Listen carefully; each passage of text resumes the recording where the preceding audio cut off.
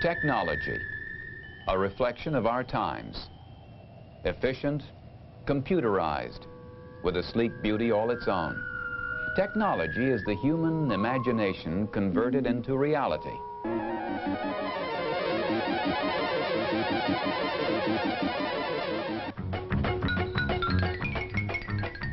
But as technology advances, we always find time to laugh, perhaps too hard, at pictures of machines, those products of our minds and times, making us look ridiculous, befuddling us, frustrating us.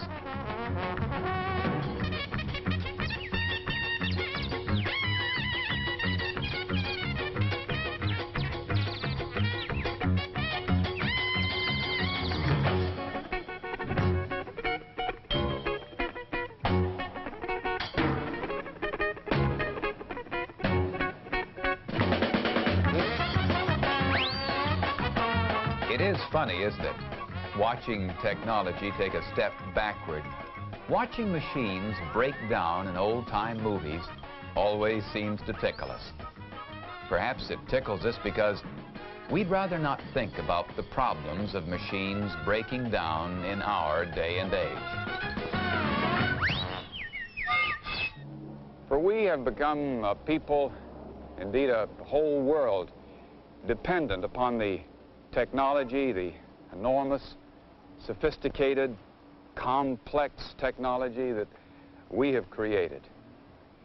Yet, despite our depending on it, most of us know next to nothing about how it works or how it fails to work.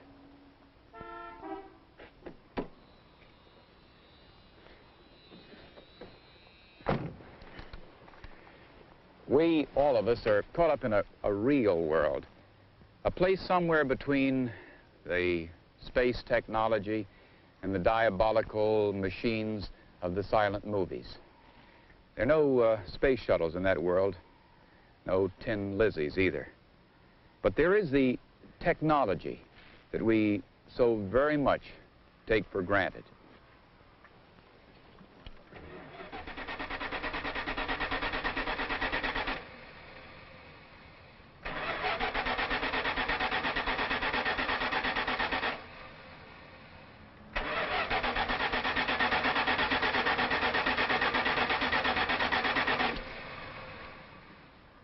Now, certainly from time to time we know that our cars may not work.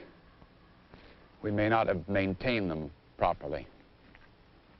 Or that a hot water heater won't give us our share of hot water. We may not have taken care of it.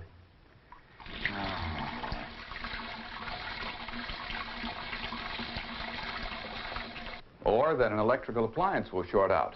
We may have overloaded the circuit.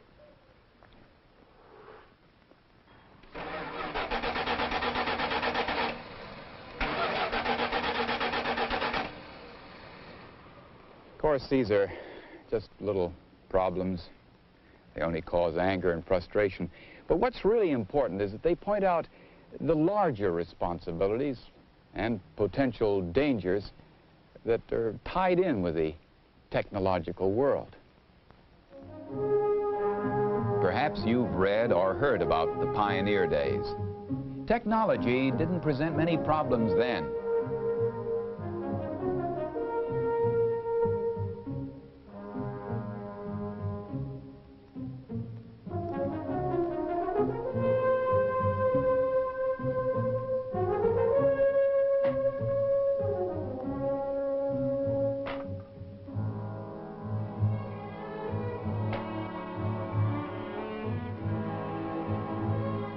Our forefathers grew their own food, supplied the materials to furnish their own heat and light, and got their own water from a stream or well.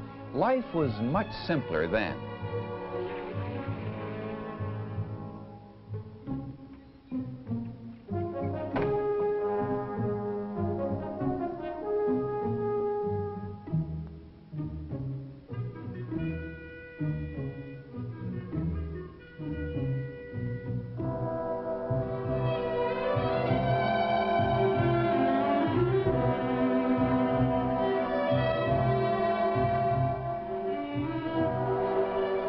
but that was a long time ago.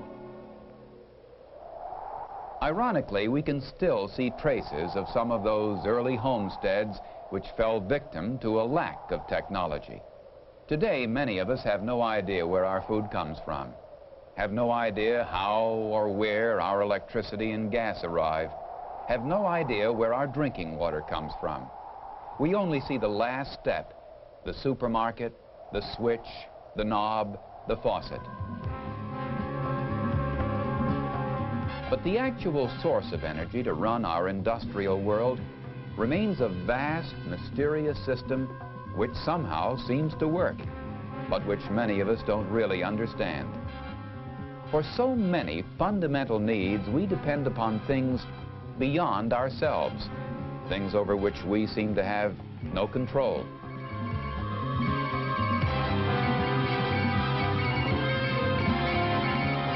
Yet on an individual level, though there is little we can do to repair or maintain the systems which are so important to us, there is much we can do to deal with the particular dangers our technological world may hold.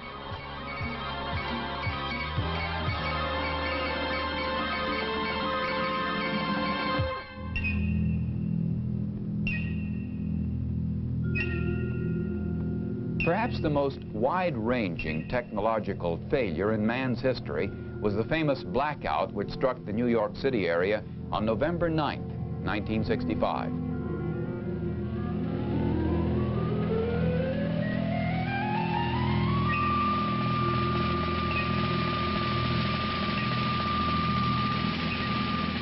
A massive power failure that caused a great city to come to a grinding halt. Contrary to the popular notion that people panic during emergencies, the simple fact is they don't. During the blackout, people stayed calm and helped each other overcome an incredible technological disaster.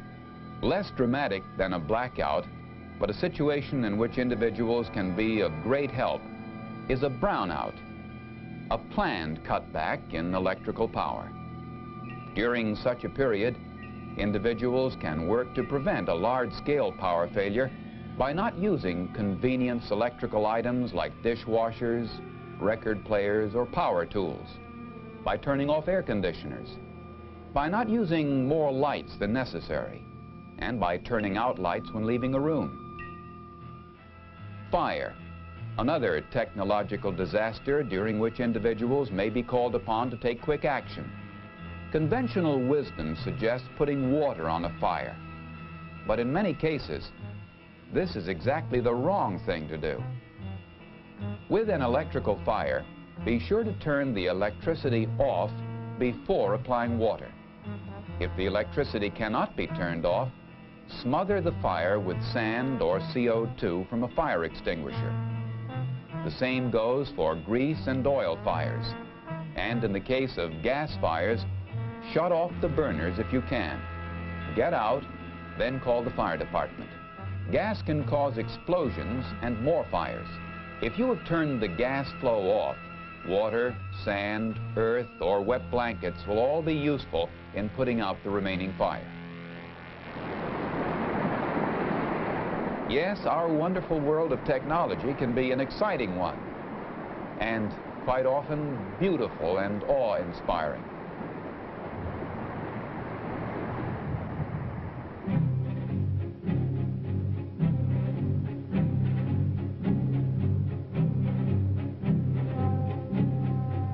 Yet, technology places new burdens on all of us. Burdens our grandparents never dreamed of. Without electricity, for example, there could be no electrical fires, no blackout for that matter. When something like the New York City blackout happens, it vividly demonstrates how technology has dwarfed most individuals, how it has separated them from basic necessities, made the getting of these necessities as impersonal as turning on a faucet.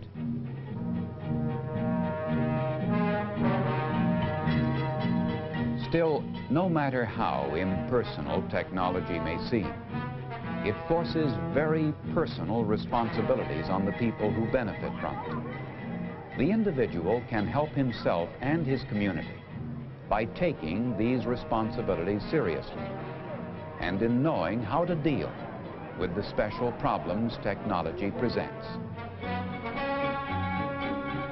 The point is that our advanced and advancing technology can be presenting new and exciting possibilities which can be of enormous benefit to man. But along with these possibilities come new dangers, new responsibilities. Today it is vital to learn enough about these new dangers to be able to make a reasonable action decision when we are confronted with them.